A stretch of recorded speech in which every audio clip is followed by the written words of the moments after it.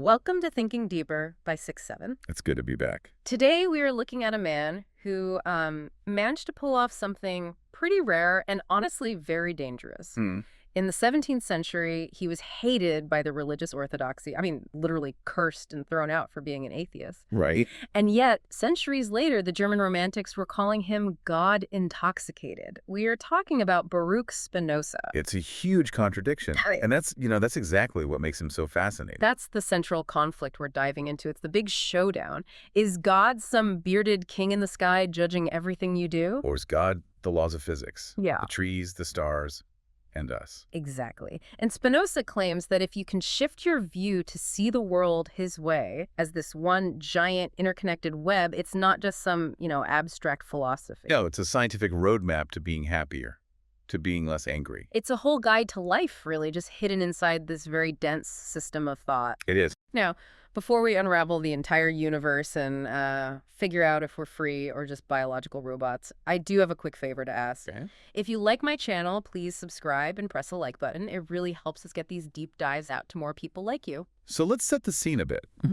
Spinoza is, he's often called one of the most consequential philosophers in history. The German idealist Hegel even said, "You are either a Spinozist or not a philosopher at all." That is a bold claim. And Einstein, I love this. Einstein famously said, if I believed in God, it was Spinoza's God. That's a pretty heavy endorsement. Yeah, from the guy who figured out relativity. But in his own time, Spinoza was not getting endorsements. He was getting death threats. Exactly. He was living in the Jewish community in Amsterdam in the 1600s. And he just started asking questions that made people very, very nervous. Like what? Well, he was one of the first to look at the Bible not as the divine word of God, but just as a text, a historical document written by humans. Which back then was basically social suicide. It was worse. For that and his, let's say, confusing new ideas about God, he was excommunicated. And we're not talking a polite letter. No, not at all. The writ of excommunication was brutal. It read, "The Lord will not spare him. The wrath of the Lord will rage against this man." They tried to just erase him. Wow. Talk about burning bridges, but he didn't back down. No, he didn't apologize. He just spent his life grinding lenses for microscopes, which is a great metaphor, by the way, and writing his masterpiece, The Ethics. And to really get why he was so dangerous, we have to understand his map of the universe. The source material boils it down to just one sentence. Being is one. Right. Being is one. That is the core of it all. We go through life, seeing things as separate. I am me, you are you. That tree outside is a thing. The sun is another thing. We see separation everywhere. Spinoza says that's a total illusion. An illusion. It feels pretty real to me. He argues that everything, us, the forest, the laws of physics, the stars, they're all just parts of one single infinite thing. And that one thing is what he calls nature. Yes. But here's the kicker, and this is where all the trouble starts. He also calls it God. God. He uses the Latin phrase Deus sive natura, God or nature. To him, they're the same thing. Okay, let's pause here, because this is the heart of the atheist accusation. If I point at a tree and say, that's God, or at gravity and say, that's God, am I actually being religious? Or am I just an atheist playing word games? Because for people in the 1600s, this sounded like he was just deleting the real God. That is exactly how they heard it. But Spinoza rejects that whole sky daddy concept. The idea of a king or a lawmaker who stands outside the universe looking down and judging it. And he uses logic to get there. Pure logic. He Yeah. just asks, what does it mean for God to be infinite? It means he has no limits, goes on forever. Right. So now imagine a God who creates the universe but stands outside of it. Okay, I'm picturing it. God is here, the universe is over there. Well, if God is here and the universe is over there, then the universe is something that God is not. Ooh. There's a boundary, a place where God stops and the universe begins. Right, I see where this is going. If there's a boundary, he's not infinite. Exactly. He's limited by the existence of the universe. So Spinoza argues, if God is truly infinite, absolutely nothing can exist outside of him. So for God to be infinite, he has to be everything. Precisely. God is the universe. Yeah. God is the laws of physics, gravity, cause and effect. This is what we call pantheism now. He realized that if you look closely enough, everything is tied up in everything else. You can't separate the dancer from the dance. That's a perfect way to put it. Yeah. So Spinoza isn't an atheist in the sense that he denies a higher power. Yeah. He's actually maximizing God. He's saying there's nothing but God. Exactly. And that's why they called him God intoxicated. For Spinoza, Every rock, every cloud, every single thought is a little piece of the divine. The source material uses this breakdown of substance attributes and modes to explain how this all works. And I'll be honest, when I first read those terms, my eyes glazed over a little bit. It's the real grunt work of his philosophy, for sure, but it's crucial. Spinoza asks, what is substance? And by definition, a substance has to be something independent, something that doesn't need anything else to exist. Right. So, okay, let's try an example. A leaf. Is a leaf a substance? Well, ask yourself, does it exist independently? No, of course not. It depends on the branch. If the branch goes, the leaf goes. Okay, so then, is the tree a substance? No, I guess not. The tree depends on the soil, the air, the sun. So you just keep zooming out. The Earth depends on the sun, the solar system, on the galaxy. And you follow that logic all the way to the end. All the way. Yeah. And there's only one thing left that's truly independent, one thing that relies on nothing outside itself, because there's nothing outside itself. The whole of existence. God, nature, that's the only substance. You got it. So then what is this table? What is the listener? Spinoza calls us modes. We're just shapes. Think of the ocean. The ocean is the substance. And a wave is a mode. A wave is a mode. I like that image. A wave isn't a separate thing, right? You can't just take a wave out of the ocean and put it in a box. A wave is just the ocean behaving in a certain way for a little while. And we're just waves in the ocean of God. That's the idea. That's beautiful, but it's also kind of terrifying. Because if I'm just a wave driven by the ocean, it implies I don't control where I'm going. The wave doesn't decide to crash.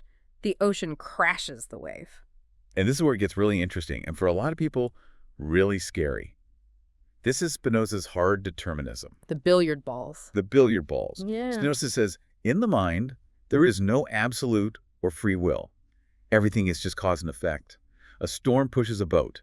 A roar scares a deer. And we're just like billiard balls getting hit by causes we don't even see. Exactly. But hold on. I have to push back here because I feel free. I chose to drink this coffee. I chose to wear this shirt. The listener chose to click on this deep dive. Is that all just a hallucination? Spinoza would say, and this is a quote, consciousness is only a dream with one's eyes open. Ouch. That's a bit dismissive. It is provocative. But his argument is that we think we're free because we're conscious of our desires. We know we want the coffee, but we are totally ignorant of the causes that made us want it. So I know the what, but I'm completely blind to the why. Precisely. Why do you want the coffee? Maybe a chemical dip in your brain. An ad you saw yesterday. Maybe you slept badly because your room was 2 degrees too hot. So the choice is just the feeling I get after the cause has already happened in my brain. Correct. The source uses that great example of a man in the English countryside. He hears a lion roar. He runs. Right. Did he choose to move his leg? I mean, my first instinct is to say yes. He chose to save his life. Spinoza would say no. The sound waves hit his ear.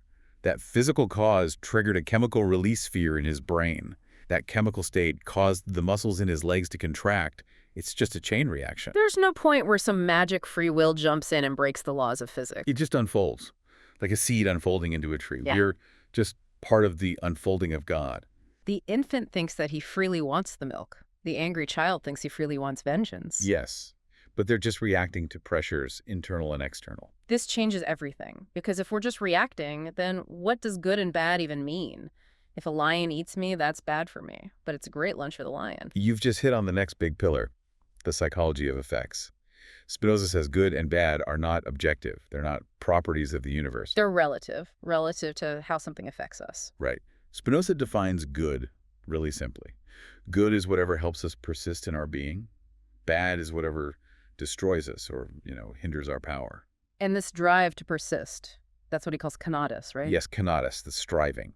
Every organism, from a spider to a human to a star, it just wants to keep existing. It wants to increase its power. So when our power increases, we get food, love, understanding, we feel joy. And when our power decreases, fear, hunger, confusion, we feel sadness. So our emotions aren't just random feelings. They're like a dashboard gauge for our survival. Joy means battery charging. Sadness means battery draining. That's a perfect analogy. Yeah. And this is where Spinoza offers us a way out. He admits we don't have free will in that magical sense. We can't just defy physics. But he makes a distinction between being a slave and being free. Wait, how can you be free if everything is determined? That sounds like a contradiction. It's the difference between being passive and being active. Slavery, or passivity, is being tossed around by external causes like a ship in a storm. You eat the cake just because it looks good. You scream because you're angry. You're just reacting blindly. And freedom, oh, what? Freedom is acting based on understanding the causes. It's moving from what he calls inadequate ideas to adequate ideas. The source used a great example with berries in a forest. Yeah. Imagine you're in the woods, you're hungry, you see a berry. If you just eat it because you have an urge, that's an inadequate idea. You're just reacting to the hunger and the color. You're passive. And if the berry is poisonous, you suffer. But if you have an adequate idea... But then I understand the berry. I know its species, its nutrients, how it interacts with my biology. Exactly. You choose to eat it or not eat it based on a full understanding of the causal chain. That is freedom. So freedom isn't doing whatever you want. Freedom is knowing why you do what you do. It's rationality. Precisely. The more you understand the web of cause and effect, the web of God nature, the more you can navigate it to increase your joy and your survival. You stop being a billiard ball that just gets smacked around. And you become a billiard ball that understands geometry. I love that. It's a great image, isn't it? Okay, so let's apply this to something we all deal with, anger. Spinoza claims this whole philosophy can basically cure anger. And honestly, I could use a cure for road rage. Well, think about it. When do you get angry? It's usually when someone does something you don't like. You blame them. You think, they chose to be a jerk. Great. They cut me off in traffic because they're a bad person. They targeted me. But if you look at it from Spinoza's lens, what he calls the perspective of eternity, you see the chain of causes. Maybe they cut you off because they're late for the hospital. Maybe they're terrified. Maybe they were just raised in a way that made them an aggressive driver. So they're just acting according to their nature. Just like the stone that falls or the lion that roars, you don't get angry at a stone for falling on your toe. I mean, you feel pain, but you don't hate the stone. You understand gravity. And Spinoza says we should see people the same way. Exactly. When you understand the cause, you can't hate the effect. That's profound. It's really hard to do, but it is profound. If you really believe that person had no other choice in that moment, that they were determined by a million things that came before, the anger just sort of dissolves into understanding. And that understanding brings what Spinoza calls fortitude and joyful serenity. You stop fighting reality. You start understanding it. This is what he calls the intellectual love of God. Yes. It's not about worshiping a deity with hymns. It's about loving the intricate, logical, infinite web of reality itself. It sounds a lot like Stoicism. He was very influenced by the Stoics, for sure. But he adds this layer of active scientific inquiry. We're not just enduring the world, we're trying to map it so we can thrive in it. Which brings us to the last piece. Spinoza sounds like a very solitary figure, the philosopher alone, grinding lenses, but he actually had a really strong view on community. He did, and it circles all the way back to that conatus, the drive to survive. Spinoza is what we'd call a rational egoist.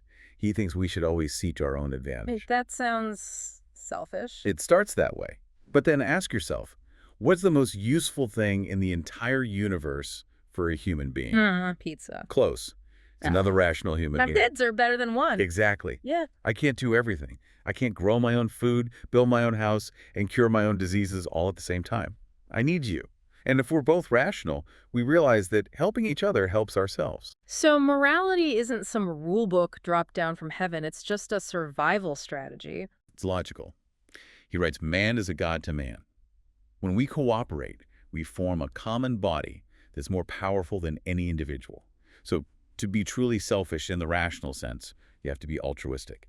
You have to build a harmonious society because that's the best environment for you to thrive. So to wrap this all up, we've gone from a guy cursed as an atheist to a philosophy that sees God in literally everything. It's a journey from blindness to sight. We start as slaves to our emotions, tossed around by things we don't get, scared of thunder, angry at our neighbors, eating the wrong berries. And the goal is to use reason to map all the causes, to understand that we're all just modes of one infinite substance. And in that understanding, we find freedom. We find a way to navigate the storm. And we find peace. Yeah. Because we stop demanding the universe be different than it is. We start loving it for what it has to be. It's a scientific roadmap for happiness. It really is. Now, before we go, I want to leave you with a thought. It's something that kept popping into my head as I was reading this. If Spinoza is right, if free will really is an illusion and we're just the result of causes, It raises a massive question about justice, doesn't it? Exactly. Does it make any sense to punish anyone? If a criminal is just a, quote, broken mode acting out of bad causes, is prison about punishment? Or should it be purely about fixing the causes? If we followed Spinoza, our whole legal system would have to change from judgment to mechanics. We wouldn't hate the criminal, we'd just try to repair the machine. That is a world we are very far from, but it is a fascinating one to imagine. Something to think about next time you catch yourself judging someone. Thank you for thinking deeper with us. See you next time.